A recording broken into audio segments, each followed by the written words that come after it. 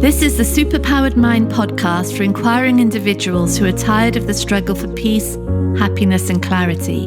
I'm Claire Diamond, ready to help you explore the principles of the mind, the self, and reality to unlock ultimate mental freedom. This podcast is the one to listen to if you're ready to experience the capabilities of the superpowered mind.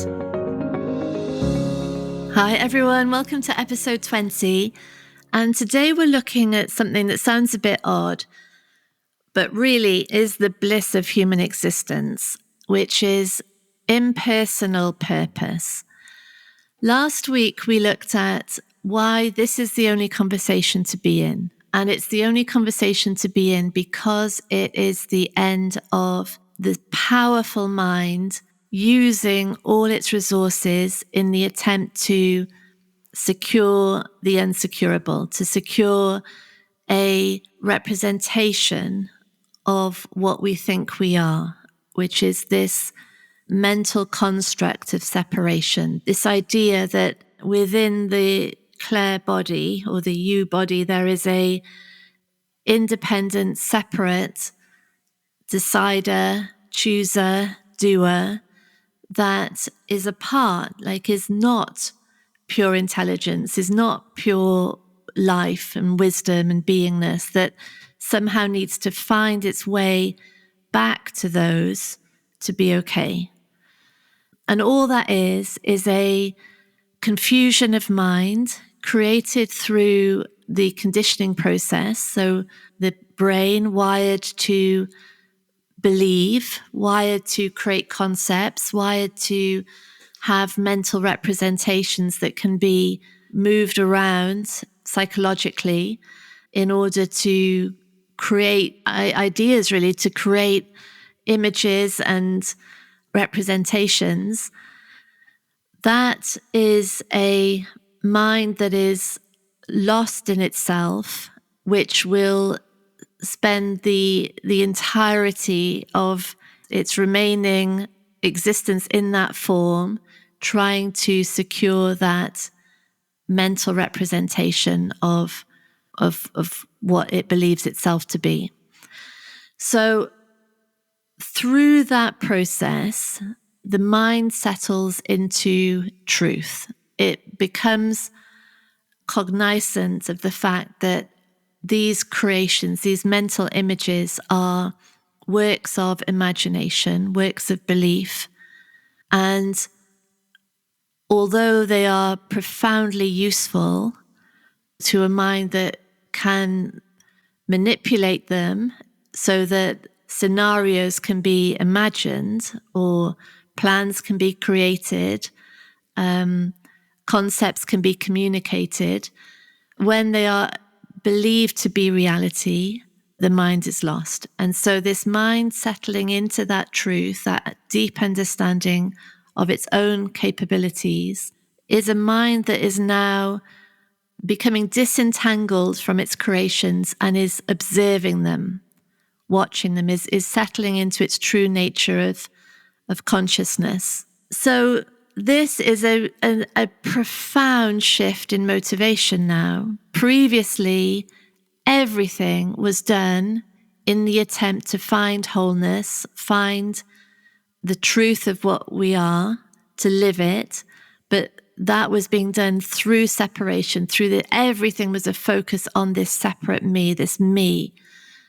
And now that becomes clear, there's no point in that. It doesn't do anything. All it does is creates more search, more suffering, more separation, alienation experienced. So that whole motivation to secure myself in separation is on its way out. And yet there is still doing happening. There is still breathing. There is still eating. There's still movement. There might still be exercise happening, conversations.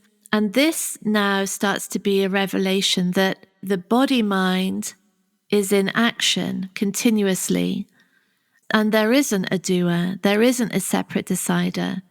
So now there's a complete switch of the inner life, really, that previously the whole experience of being was this tight, vigilant control, protection, defense of the me. And now there's none of that. There is no separate identity to confirm.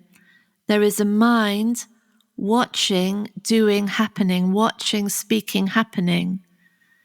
And the process now is entirely different. So instead of doing and speaking being an extension of the identity, and therefore these actions have to be defended, these words are mine. If anyone criticizes or is indifferent, then it's like death to me. It's a survival threat. Instead of that now, the mind is watching actions being done and words being said. It's observing, listening happening. The conscious mind is not in control of any of this. It's watching. And this watching process is a process of profound learning with nothing to defend. There's just actions that are, and words being said that are creations from within that bring into form the inner subconscious world. And so already that's information now back into the system from that place of sanity, which is just watching. Actions, behavior, habits, addictions, words, language, interactions are all evidence, all learning, all information going back into a system that is designed for learning. And so already that's a course correction. If actions are happening that just don't make that much sense, like why would that happen? And a lot of people on my courses, they say that. They say, it's weird, I've started noticing that I'm being, I'm shouting at my kids. And the noticing of that is amazing, because what's happened is the shouting at the kids was always going on. It's just in the identification with that. It was like, well, of course I'm raising my voice because they're doing this and blah, blah, blah. There was no awareness really, but now awareness is available for all habits. And there's this ultimate accountability for everything that's going on, the way everything appears. And so these ways of behaving start jarring. They start to become very, very visible and they don't make sense anymore. When the mind isn't in defense and protection mode, why am I shouting at my kids? That it's a habit maybe. It's neurons that have been habitually firing, resulting in raised voice towards these children, and that raised voice no longer makes sense. And so the observation is allowing this information back into the system. Once it's observed and once there's no basis for it, it's on its way out. And so that's the unlearning process through this mind that is no longer lost in its story, in its narrative. It's just watching. Then the same thing happens as as creations go further out into the world. So say a piece of writing, which from intense identification was me. I'm writing this blog post and then people are going to think I'm wonderful and my parents are going to understand why I'm doing what I'm doing and I'm going to get loads of great comments from people. So this blog post is an extension of my survival. And there's absolute vigilance over who responds, how many likes it gets. And all of it means something about me, the doer, the writer. But from truth, from a sane mind, writing is happening. The mind is observing writing happen. So that first stage of words onto a screen, words onto a piece of paper, is information back into the system. Does this seem true? Does this make sense? Is this resonant? So that's the first stage. It's a revelation back into the system. Learning about what's there, what's coming out, and learning about what makes sense to go back in. And then that writing might be taken further afield, out into the world, maybe onto social media or shared by email. And that's another stage of learning, more information coming back in. Again, from intense identification, that stage is either, it's a roller coaster. It's a roller coaster of I'm great if it's praised, or I'm worthless and a total failure if no one reads it or if it's criticized. But from an observing mind that is observing the reactions within the body, observing that tension where it becomes clear, this looks personal. And then we just keep sharing, getting information, and maybe the information makes sense. Maybe there are criticisms that make sense that can improve the writing, improve the content, make what's said more truthful, more clear. And that is an incredible liberation for the human body mind, which is designed to learn and to create and to have that bliss of being the connecting point between the subconscious infinite realm of ideas and solutions and alchemy of content, and that translation process from which the absent of form takes form is bliss, is bliss for the human mind to be in that process. And this is what I refer to now as impersonal purpose, because there will be areas that are more profoundly interesting than others. There will be callings towards certain fields of knowledge, certain fields of endeavor, certain causes, certain activations. And from that ongoing understanding that any suffering in relation to work, in relation to creations, in relation to interactions and conversations, when there is something being defended, when there is that idea of me that looks like it's under attack, and that suffering in that moment is a sign to the whole system that it's momentarily lost in identification.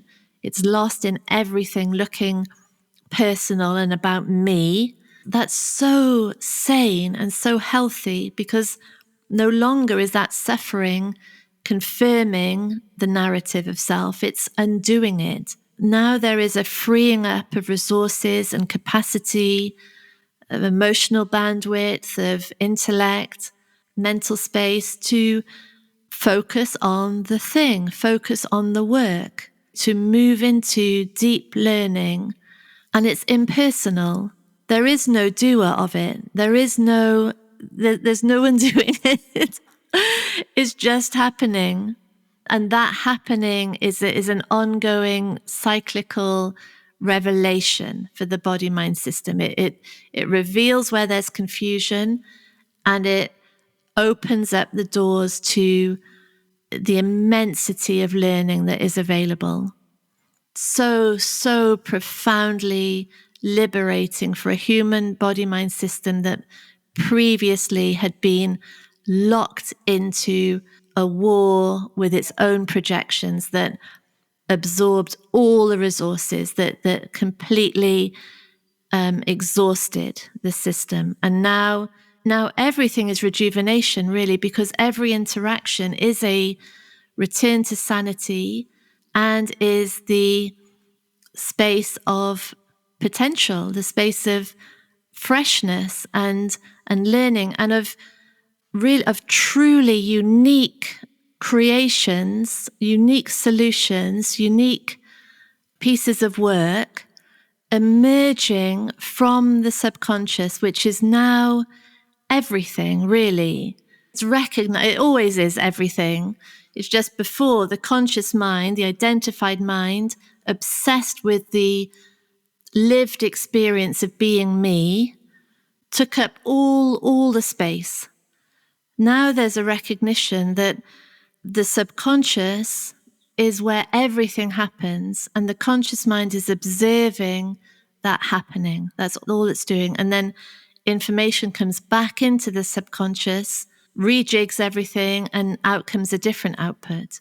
And that's the process. That's the bliss of the human mind, which enhances all its capabilities. It's not an attempt to change belief or control thought or stifle emotion, trying to manage this mind. No, it's the recognition of the brilliance of the mind.